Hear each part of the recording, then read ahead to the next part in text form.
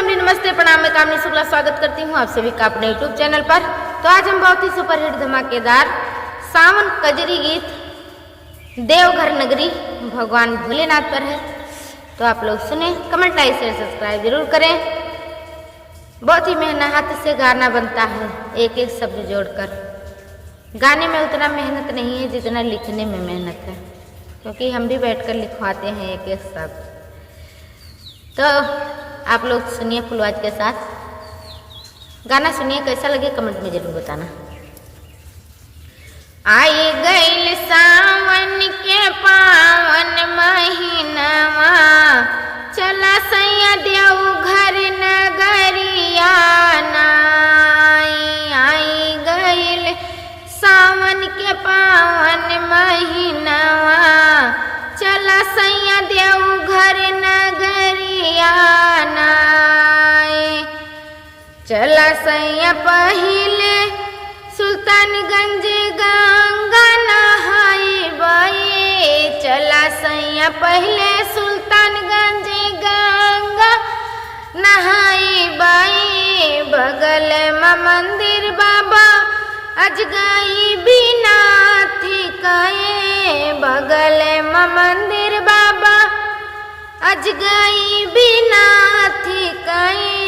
चली कई करी दर्शन वानाई।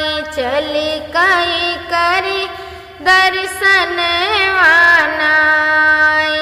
आई गईल सावन के पावन महीनवा, चला सैया देवघर नगरिया नाई। जलवा चढ़ाई सैया चला देवघरवा। जलवा चढ़ाई सैया चला देवघरवा। घूमत फिरत सैया चला देवघरवा। चला देवघरवा, चला देवघरवा। देखल जाई बीच रास्ता कई नजरवा नाई। देखल जाई बीच रास्ता कई नजरवा नाई। आई गईल सावन के पावन महीनवा, चला सैया देवघर नगरिया नाई। रास्ते में नज़ारा देखते हुए भगवान भोलेनाथ की महिमा, और सभी लोग देवघर नगरी पहुंच जाते हैं इतनी दूर का सफ़र तय करके। रास्ते में जैसे जलेबिया मोड़, गुड़वारी नदी, सुइया पहाड़, ये सब बहुत ही नज़ारा बहुत सुंदर है। जो लोग जाते हैं वो तो जानते हैं। हो जलवा लैके पहुँचन बाबा के नगरिया। जलवा लैके पहुँचन बाबा के दुआरिया। बाबा के दुआरिया, बाबा के दुआरिया।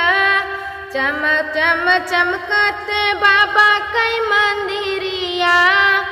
चम चम चमकत बाबा के मंदिरिया। डीके लिख सुंदर कजरिया नाई।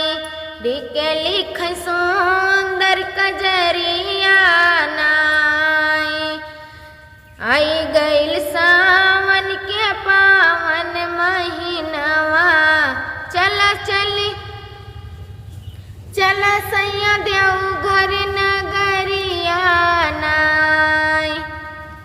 कैसा लगा आप लोगों को कमेंट बॉक्स में ज़रूर बताना।